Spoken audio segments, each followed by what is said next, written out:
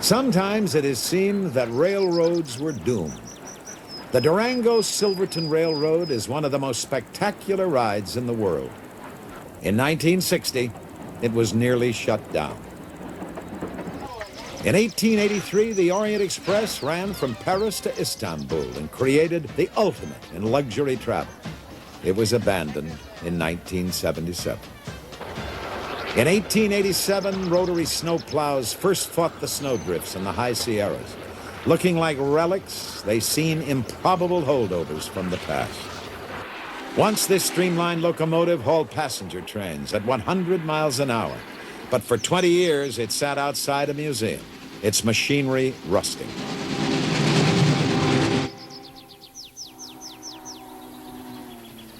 Yet today, these trains still run the rails.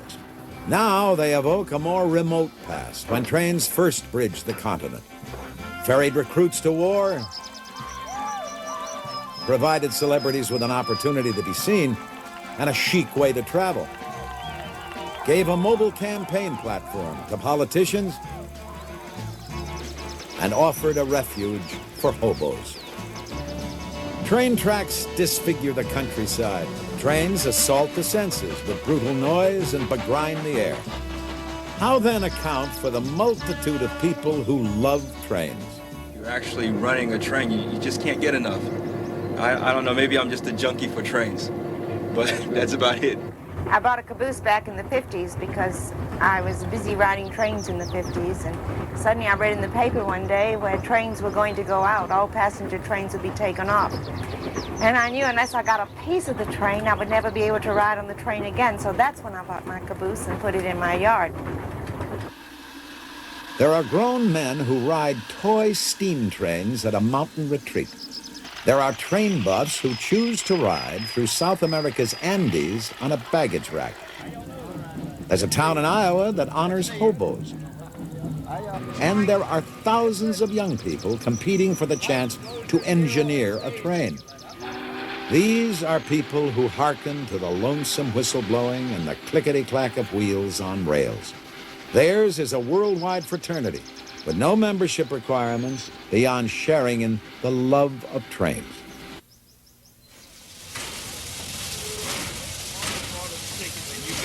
You've got a sheet like this, and it tells you who's sitting in every seat, and every seat is assigned. There are many people so enamored of trains that they take trains not to go anywhere, but just for the pleasure of riding.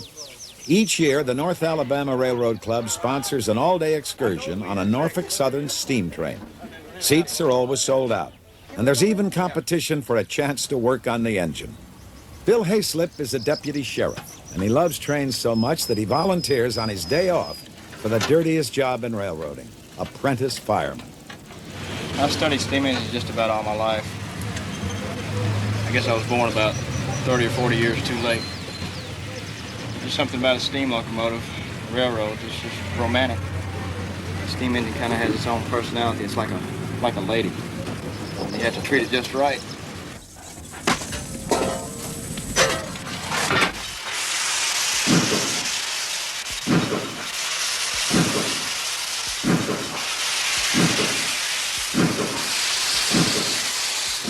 Steam engines evoke a special affection.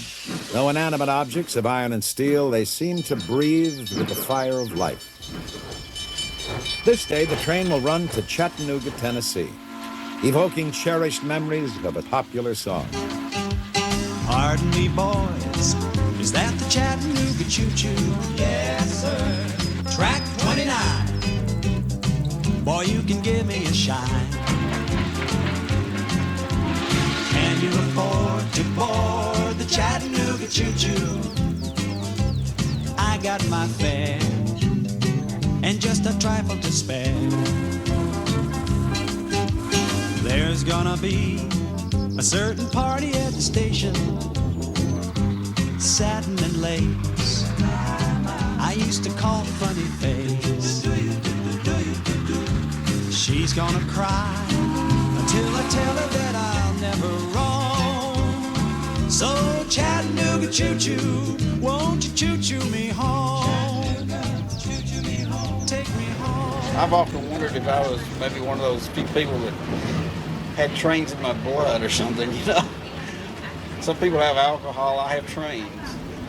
And I spend all day in Birmingham just to see the 2 trains go through town. My wife thinks that's crazy, but you know, it's a thrill for me.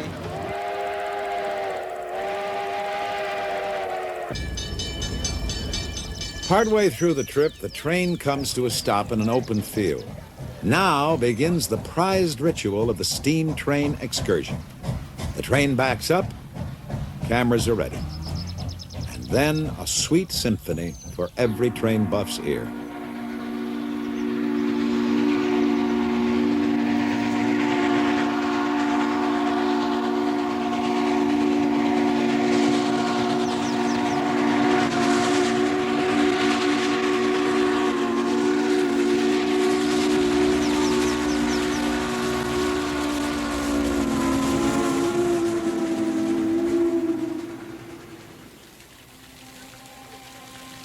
The train station in Chattanooga has been transformed into an entertainment center. When the train returns to Huntsville, Dr. and Mrs. Loney Lindsay stay on in Chattanooga for dinner in a refurbished diner. They remember another train trip long ago. We got on the train in Tuscumbia, Alabama, and we went to Chattanooga. Went up to the courthouse. We got married. And that was 55 years ago, and we've had a very lovely marriage so far. And here 55 years later, we do that same stunt over again. The most popular rooms at the Choo Choo Hilton Hotel are old train cars, a nostalgic setting for recapturing fond memories.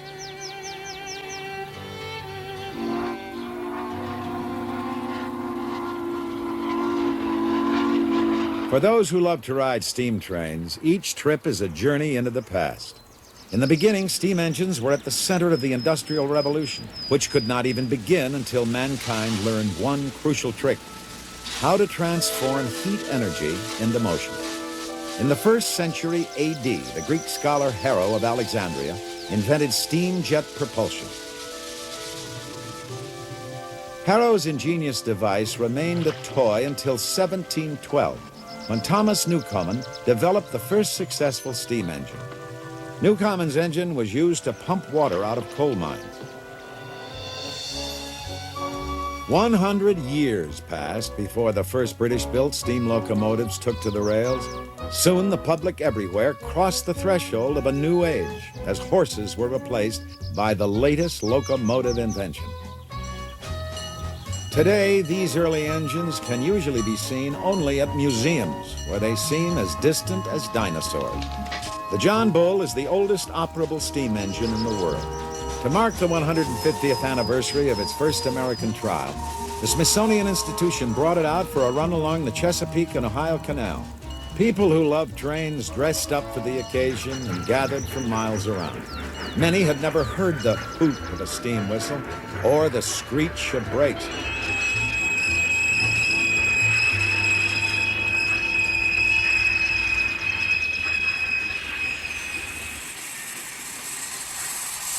Nostalgia for those seemingly innocent days of American history is very much alive today.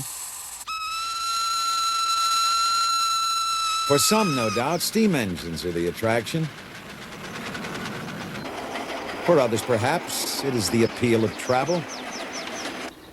Or could it be that so many share the romantic notion of growing up to be an engineer? These trains are called live steamers. Seymour Johnson loves trains so much that he donated land and equipment for a miniature railroad at his home in Montecito, California. I think in my case, in the case of a lot of people, you kind of grew up with them as toys, and these are pretty big toys, but I started building this particular engine in 1947, and I completed it in 1951, and that's why I have the numbers on the side, 4751, to remind me of the time.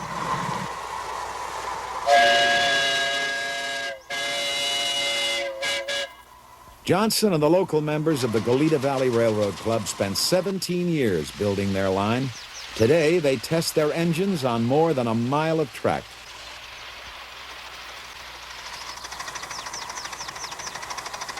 There's something nostalgic about steam engines now, of course, but the thing is, a steam locomotive is live. The engine talks to you when you're running it. You can feel what it's doing. It tells you I'm working too hard or I'm taking it easy. You can hear it in the stack. You can hear it in the sound of the blower and the sound of the fire. They got steam engines that are over 100 years old that continue to run. Once a year, Johnson and the club host a 3-day meet that attracts model owners from all over the country. Each engine is custom built, representing thousands of hours of meticulous machining.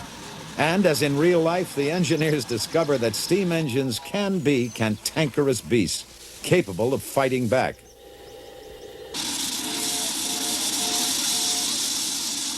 Well, this is a 2.5-inch scale, narrow gauge locomotive built to run on 7 1/2-inch track.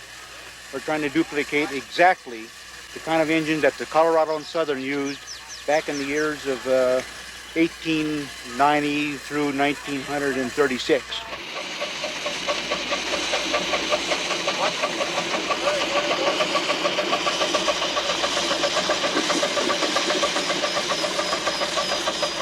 Hey, John, you want to push the daylight cars into the sidings? The most popular daily event is the Grand Tour of the Line for families and friends. 3 engines are coupled.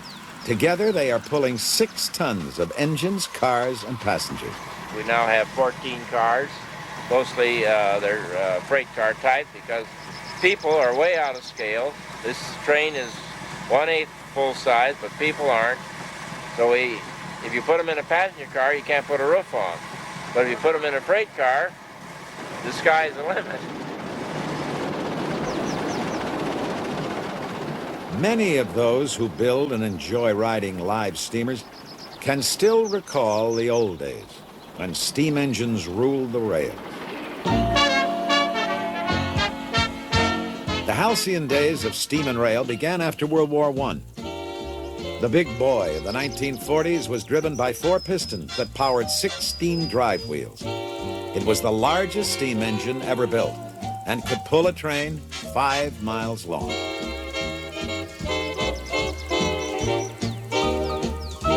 And during World War II, steam engines transporting the freight, weapons, and troops to the seacoast made possible the fast buildup of America's war machine.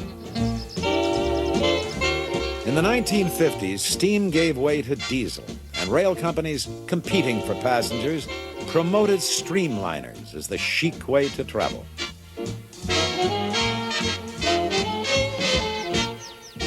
But late in the decade, passengers shifted to automobiles and airplanes for long-distance travel, and trucks took over much of the freight. The low point came in the 1970s. Congress rescued 6 bankrupt railroads by creating Conrail. Railroad lines were abandoned, and hundreds of stations closed for good.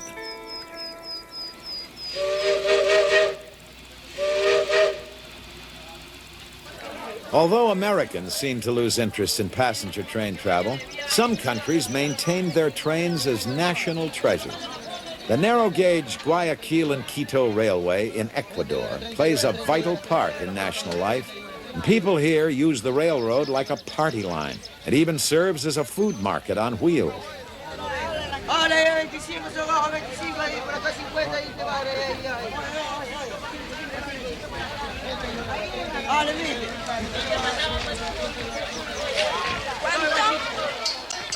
Train buff and writer Carla Hunt has traveled throughout South America on trains. The Guayaquil to Quito run draws her back as the most exciting in South America. A train buff's dream, an American-built Baldwin engine, a relic from 1900, begins a 2-day climb from sea level to over 11,000 feet in the Andes.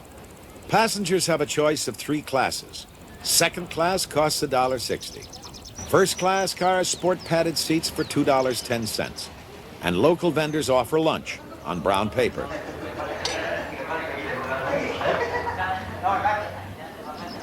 The affluent who ride deluxe get reserved seats and meal service. But some prefer the roof, where conductors seldom collect tickets. American engineers laid out the route in 1898. It took 10 years to cut the line from the sugarcane fields of the lowlands up over the Andes.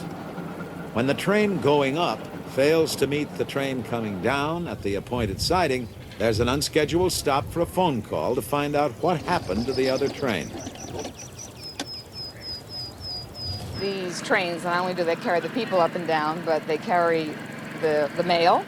And every once in a while you see them with a medical prescription, a telex that might have come into Guayaquil but can't make it up between the two points. There's a telex facility out of Riobamba, but between here and Riobamba, there's actually nothing. The trains coming from Riobamba have problem in Huigra. One of the wheels of the machine was falling down off the track. And now we are going to this train to help the other train to ride to Huigra. Ah, fantastico. Derailments are common, but the speeds are slow and the accidents usually minor. As a bonus, amateur supervisors get a chance to see how, with a minimum of equipment, a derailed car can be coaxed back onto its track.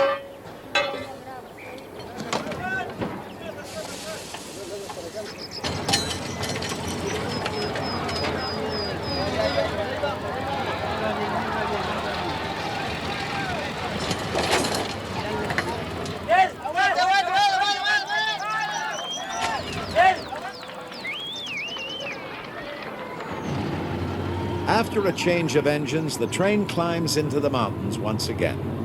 In the early days of the American West, railroad builders often resorted to zigzagging switchbacks to gain altitude. On this line, a famous switchback is still in use. The train has proceeded as far as it can up the valley. Now it switches to another track and backs up the side of Devil's Nose, giving passengers on the rear platform a front-end view.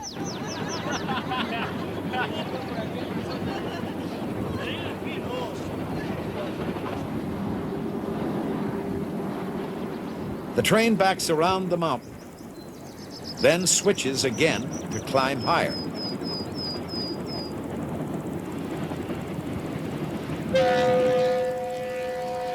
Going forward again, the train has climbed 300 vertical feet up the side of the mountain.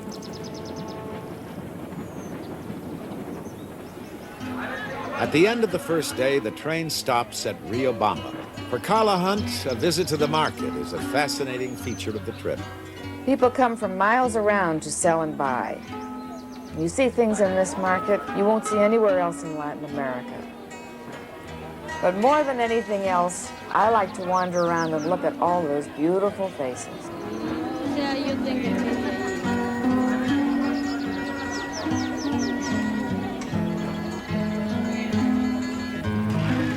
From Riobamba to Quito, the train is really a bus on rails. There are seats inside, but for hardy train buffs like Carla Hunt, there is a much more exciting vantage point. The place I like to ride is up on the luggage rack on top. That's the best sightseeing seat in South America.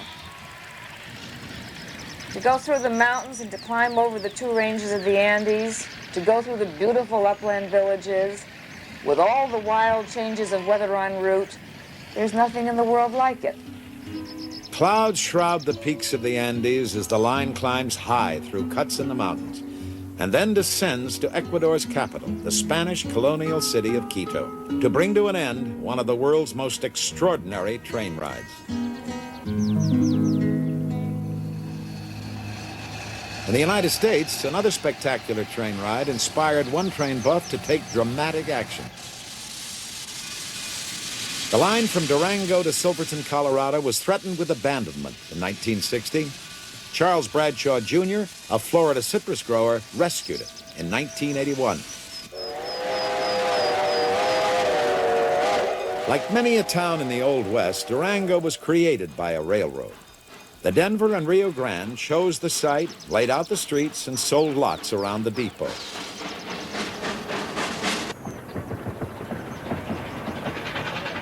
Young people who share Bradshaw's enthusiasm for trains keep it running. I love it. I really love it. I go home and tell my husband, I learned all kinds of new things today. I would like to be an engineer very much. You have to go through all the training, which is pretty physical for a girl. And then you have to also be a fireman, which you shovel 6 tons of coal a day. And I wouldn't want to get out of my limit. I don't think that's right.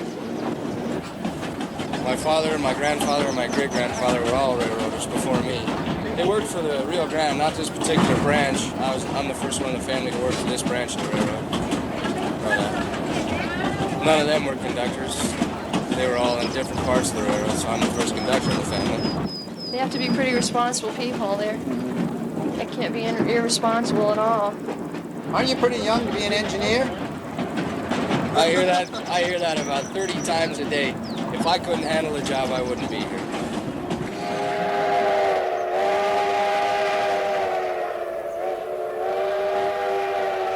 Silverton is only 45 miles from Durango, but to get there, the train must climb almost 3,000 feet. In the 1870s, huge discoveries of ore were made in the mountains surrounding Silverton. But there was no economical way to get the ore out. The railroad made the mines profitable. The ore is now removed by truck. The traffic has changed, but the town still prospers, mining tourist dollars.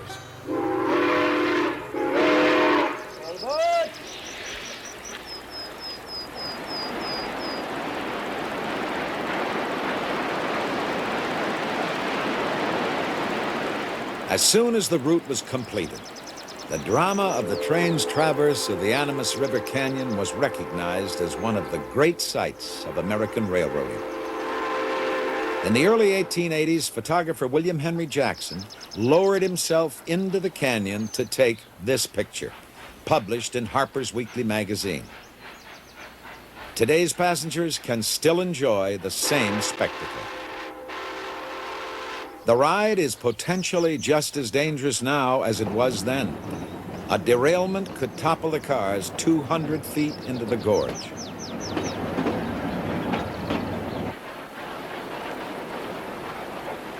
An extraordinary train run has been preserved because of the dedication of one man and the delight that more than 100,000 people a year take in supporting the line.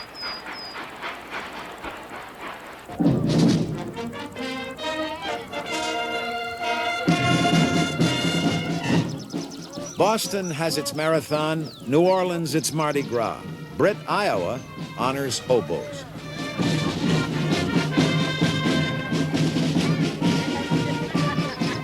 Once a year, this small town invites hobos from all over the country to drop by for a visit.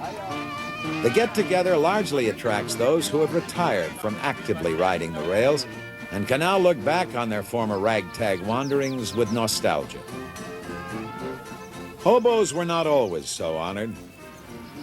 Hoboing began during hard times after the Civil War, and in the Great Depression, the desperate once again took to the rails. Sometimes railroad police threw them off moving trains. Others jumped rather than face the reception they received when caught crossing state lines. If we are to protect the public of Southern California from the indigent transient class, they are coming here at this time not for the purpose of securing work, but for the purpose of living on relief, stealing, or begging. Where's your home? Chicago. You ride a freight all the way from Chicago? Yes, sir. Well, you can ride them back, too, or any way you can to get back. We're going to see you over the state line. Don't come back to California until you can come in like a man.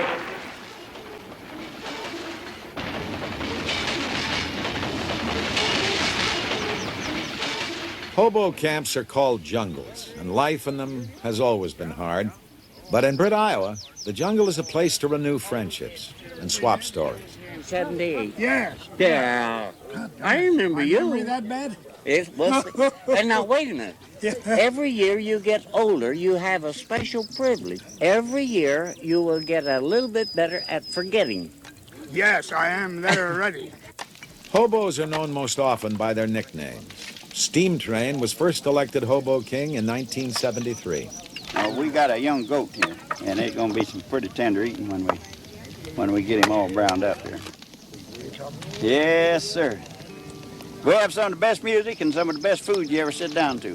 Was you good gal when my train left the shed? Where was you, honey, when the train left the shed? Standing on my front steps, wishing I was dead. But ain't Time has reversed these hobos' roles. Once they were outcasts. Now, Brit youngsters look up to them as knights of the open road who seem to have lived in a mythological age. That's my name. That's your name? Well, this is mine. Mountain Dew. I was talking to the hobo queen and she says, would you like to be a hobo? And I said, sure. And I go, how do you be a hobo? And she said, well, she pulled out this kind of perfume stuff or whatever it is. And she goes, I acquire you Prince, Hobo Prince. And she put some on my forehead. So I'm a Hobo Prince. And my name is Spirit Belly Bob. I started out when I was about 16 and had 12 years on and off, different places, working irrigation ditches up in Washington, or cutting pulpwood in New York, doing lifeguard work down in Miami Beach, working gypsum plant in Yuma, Arizona, washing dishes in California, you know, different stuff like that. Worked in the coal mine, but they give me a day shift, and then when I went in, it was dark. When I come out, it was dark, and I worked there 2 weeks. I told them when they put windows in there, I come back to work. How long did you hobo, from when to when? About, 1931 to 38, something like that. What satisfaction of being free. Being free in other words, not have to count to anybody for your actions. As the sun sets, the hobos gather around a fire, and balladeers recall the hard days of Depression time. I wander in ashes to ashes, dust unto dust. If the railroad doesn't get you, then the bread lines must. And it looks like I'm never gonna cease my wandering.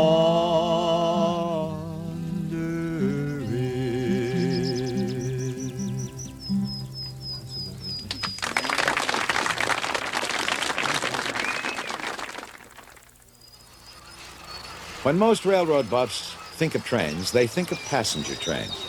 But many of those most devoted to trains have found their life work with the railroads.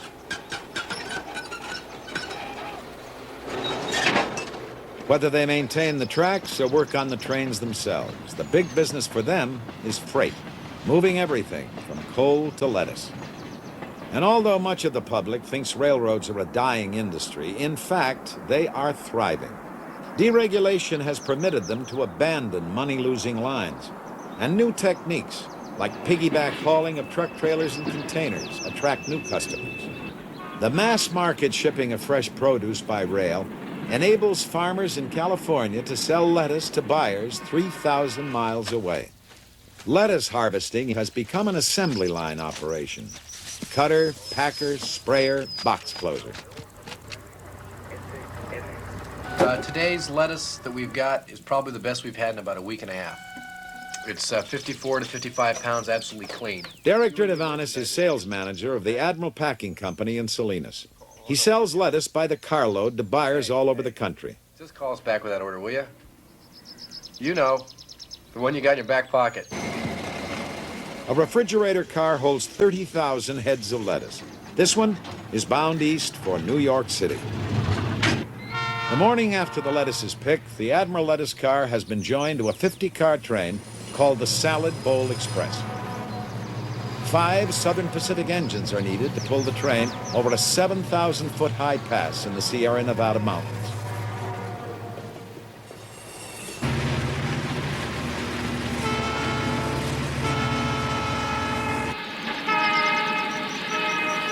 The route climbs toward Donner Pass. On average, 35 feet of snow fall here each winter, and avalanches have obstructed travelers as long as the pass has been used.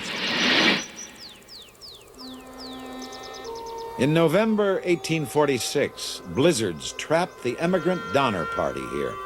35 died of starvation and exposure. Some survivors resorted to cannibalism. In the spring of 1982, 10 feet of snow fell in 12 days in the High Sierras. Southern Pacific stopped all trains across Donner Pass. Diverting traffic cost $100,000 a day. Snow fighters tried to keep the lines open with spreaders, snowplows that pushed the huge drifts to the side.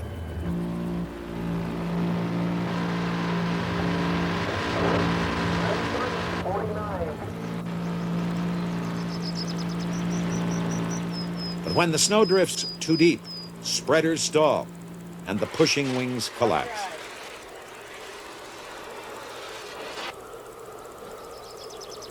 The nerve center of the railroad's fight is a community of houses and offices connected by tunnels, so buried in snow that it is called Mole Town. Here, 100 men and women work day and night. SP Norton operator. Everything's in the clear of the number two. How about Rotary? Rotary's in the clear of the number two. Management calls for its ultimate snow fighting machine, rotary plows that can dig through almost any accumulation of snow. That light engine's being held right now. The rotary is going on down to the other end of the site.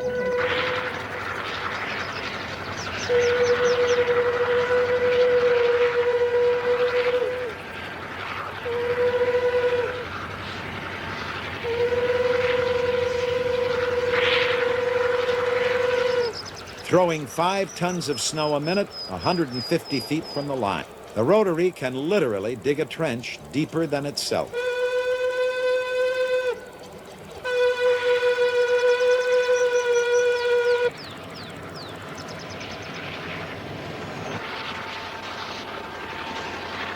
As one rotary chews toward the top of the pass from the west, another struggles up from the east.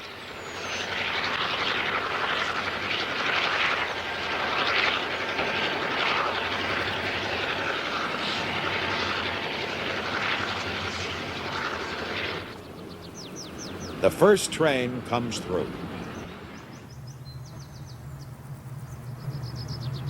Beyond the Sierras, the Salad Bowl Express drops into the desert, and a new crew takes over.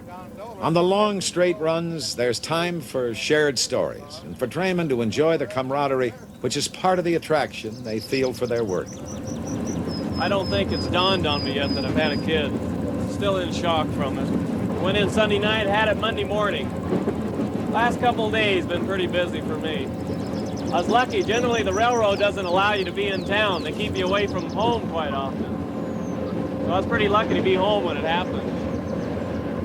In 1950, I was on a high-speed perishable train, and a passenger train came out of a side track in front of us. We hit him head-on about 52 miles an hour. The engineer on the other train was killed. I'm very lucky to be here. Ain't that scared me?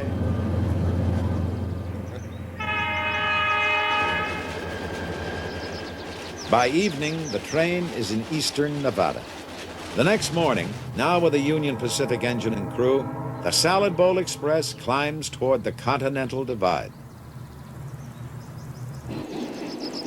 Around a curve, Castle Rock, a well-known American landmark, comes into view. The famous photographer A.J. Russell captured this same scene when the Transcontinental Railroad was nearing completion.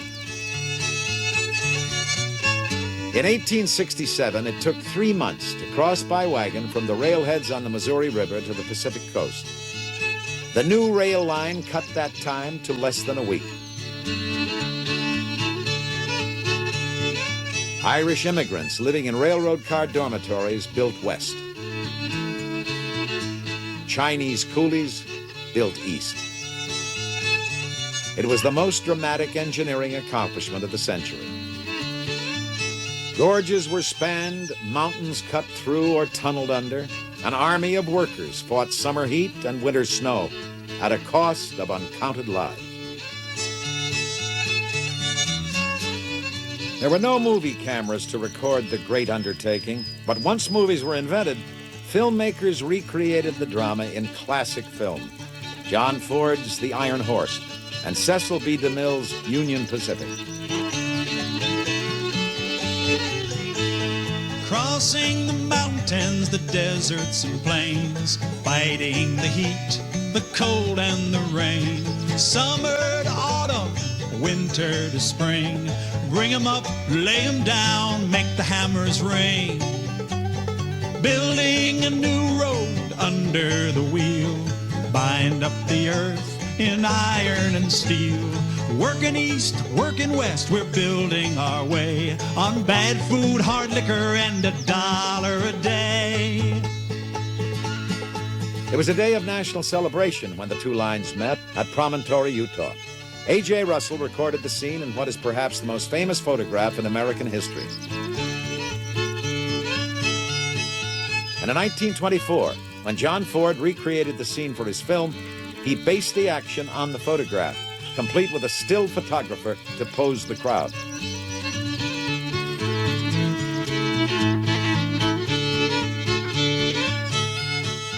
The joining of America's East and West by rail is even more important today. The Salad Bowl Express is only one of 60 to 70 trains a day moving across the nation on this one line. Now, near the end of its second day, the Salad Bowl Express comes under the traffic control of dispatchers at North Platte, Nebraska. Here, 3 men per shift control every train on the 245 miles of track diagrammed on the walls. They decide which trains get priority on the line. The Salad Bowl Express is rushed along. Midnight. The Salad Bowl Express arrives at North Platte. Some cars will be sent south and eastward on other lines. Other cars will be added. The freight cars are pushed up a hump and separated. Gravity powers them down the slope. The tracks divide again and again.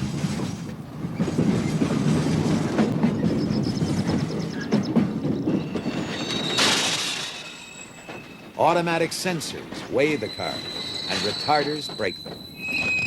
There are 221 miles of track in the yard, and as many as 5,000 freight cars at a time.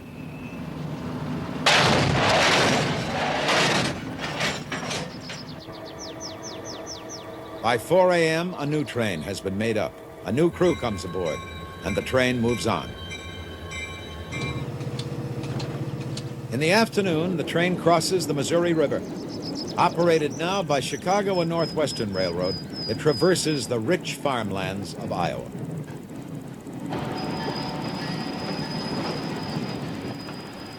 The next morning, the train is in Chicago. Marshalling yards like this one are dangerous places.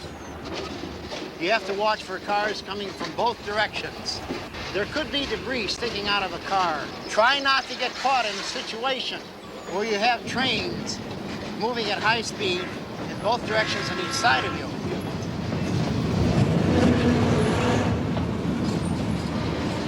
If you do have a tendency to feel dizzy, lay down on the ground. You could reel under the car. Despite railroad emphasis on safety, there is an average of 15 deaths and 6,700 injuries to American rail yard workers each year. Danger for railroaders comes not only from the trains themselves.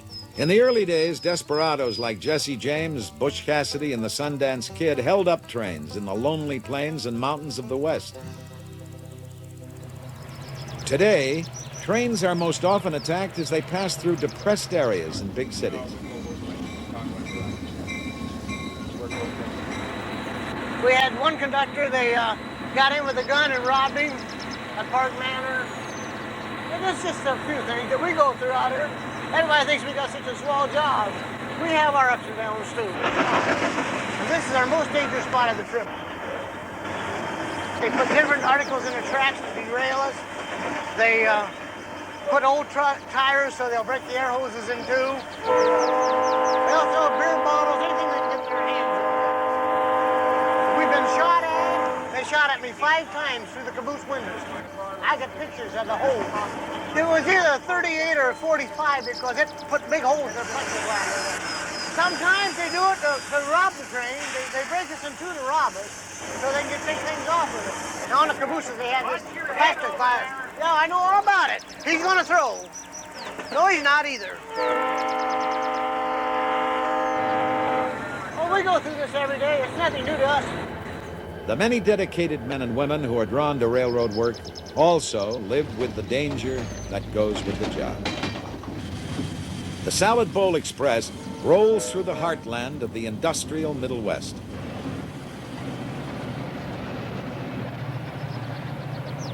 On the fifth morning, the train parallels the Mohawk River. Now under Conrail control, it follows the same route taken in 1825 by the Erie Canal.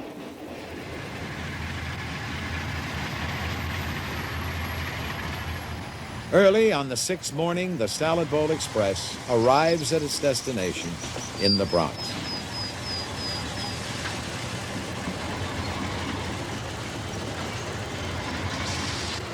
Oh, Mongo, Mongo, 1, 2, 3. I'm gonna climb the Mongo tree. Mongo, Mongo. 10 carloads of produce are unloaded at Hunts Point Terminal each day. A carload of lettuce from Salinas has been bought by the Armata family, wholesalers who in turn sell to markets and restaurants. Beautiful box of lettuce. And as my father would say, it talks to you. As soon as you open up the box. It has been 7 days since the lettuce was picked.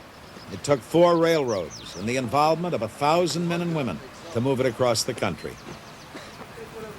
500,000 people work for the railroads in the United States.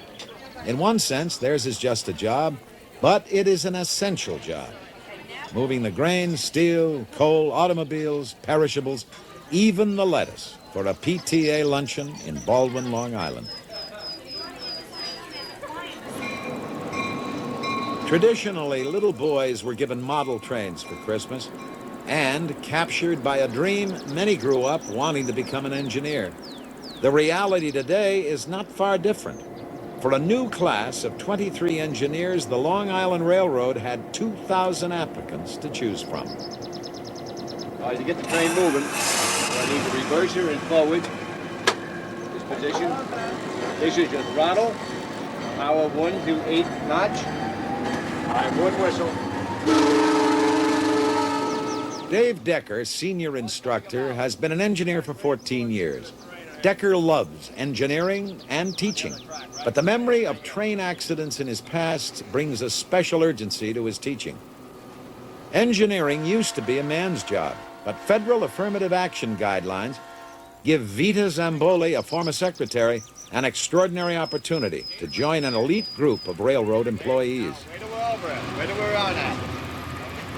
I can teach an engineer how to make the proper brake application and accelerate, decelerate. That's the easy part. My most difficult responsibility is to instill into an upcoming engineer that they have monumental responsibilities. There is no margin for error. Not when you're dealing with 1,600 people behind you. Hopefully, I can bring this across to these upcoming engineers. Are you relaxed?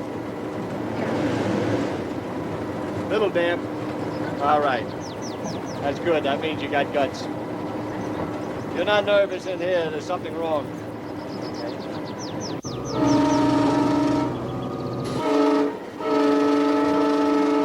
How do you feel? Think you're coming in strong? As she brings the train into a station, Vita must learn the right timing, how strongly to apply the brakes so as not to stop too soon or overrun the station. Okay. Now what you want to do is just bail off the last second. No, not this. Go ahead, bail it off. Hold that. Super. So you want that feel of this thing charging into the station, making your initial application, and then your final application. You ever run a train before? Huh? Never? You did a heck of a job. What do you think? What do you feel? Feel that this is going to be your occupation or what? Yes. Yes? I'm sure it's going to take a while, but I will get the feeling of bringing a train in. But there are going to be times in your career when you're going to run across a grade crossing accident. But traveling along at 65, a car comes around the gate or through the gates, It's not a thing you can do. You hope you give pre-warning or warning whistle and the warning bell before you get to that crossing, or ample. You'll search your soul to know whether you did it or not. It's not just the glory of running over the road and say, I always wanted to be an engineer. Now I have that, is that you have to take that responsibility. If her engineering career follows the norm, Vita will face 500,000 road crossings in the next 25 years. If she is never involved in an accident, passengers who ride her trains will have no reason to learn her name.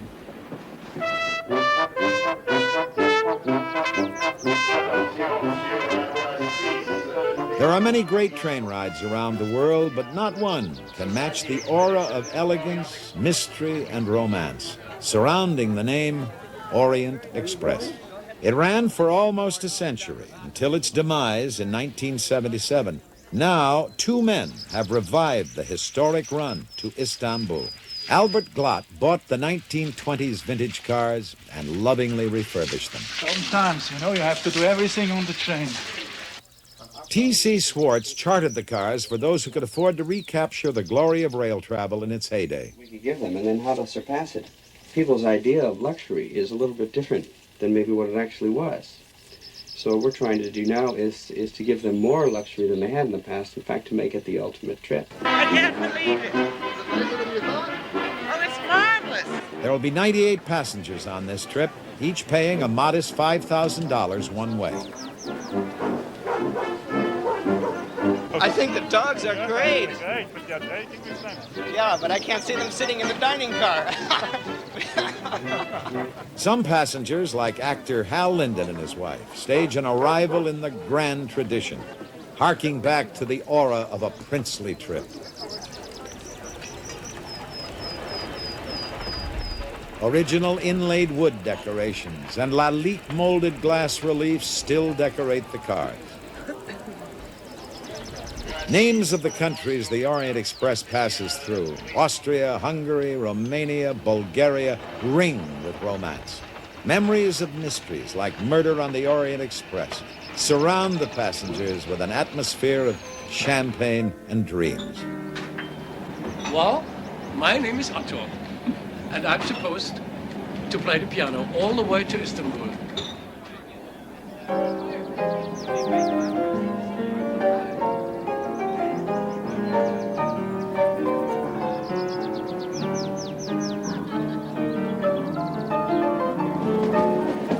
Like everything that's wonderful about the world is going away, and the trains are one of those things.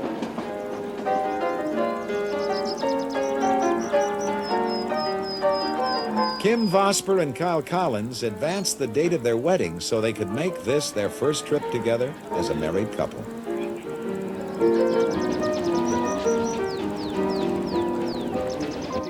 For bourgeois travelers, meals in an aristocratic French style. The ultimate temptation for those who count calories.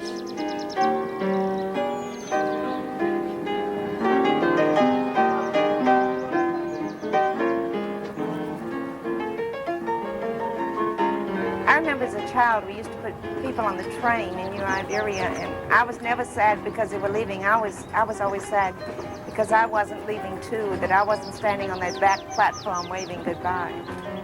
I think I was 6 or 7 when I took my first train ride. From that time on, I think I fell in love with trains. And when I heard that you could spend 4.5 days on a train, that sold me on this trip.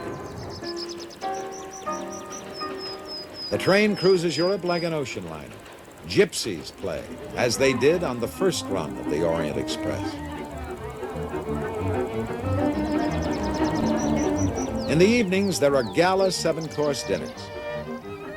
And occasionally, the train waits as passengers are bussed to the entertainment. A champagne tasting at the 150-year-old cave of Mum's Winery in France. And just as on its maiden voyage, there is a festive reception in Budapest.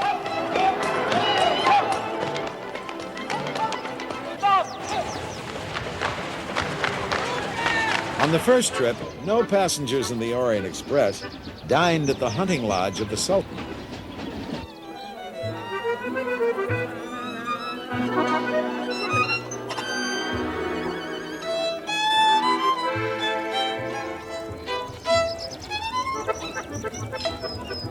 It is an express journey to the sun. But the high point for many comes in Vienna, where the Vienna Boys Choir is only part of the entertainment.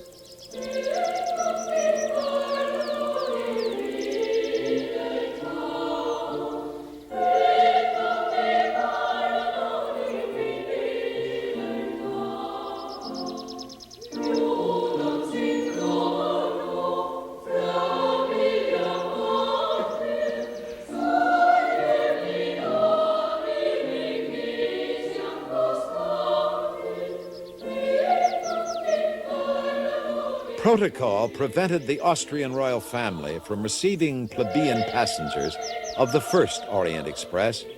Now the Pallavicini Palace is theirs for the evening.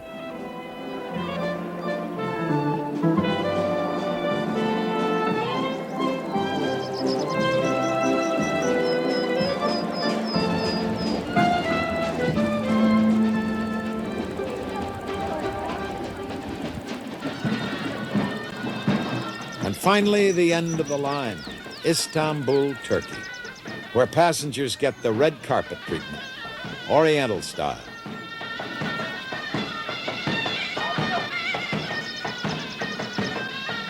For the 98 passengers of the Orient Express, the trip will remain an extraordinary adventure into the romance of rails. But the Orient Express has no monopoly on beauty.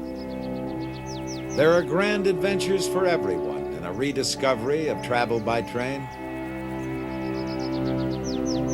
Amtrak's Crescent, with newly rebuilt equipment, races like a speeding ship across Lake Pontchartrain in Louisiana. The Great Plains offer the same sweeping vistas that challenged the pioneers so long ago. There are majestic views of the Rockies on the Canadian transcontinental route.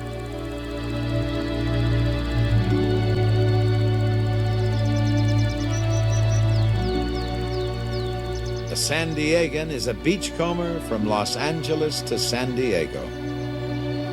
In the future, new trains traveling 160 miles an hour are planned for the run between Los Angeles and San Diego. And that is only the beginning. Extraordinary experimental trains may someday revolutionize land travel. For those who love trains, whether as engineer, hobo, or passenger, there's an appreciation due for the songwriter's line, "It's got to be the going and not the getting there that's good."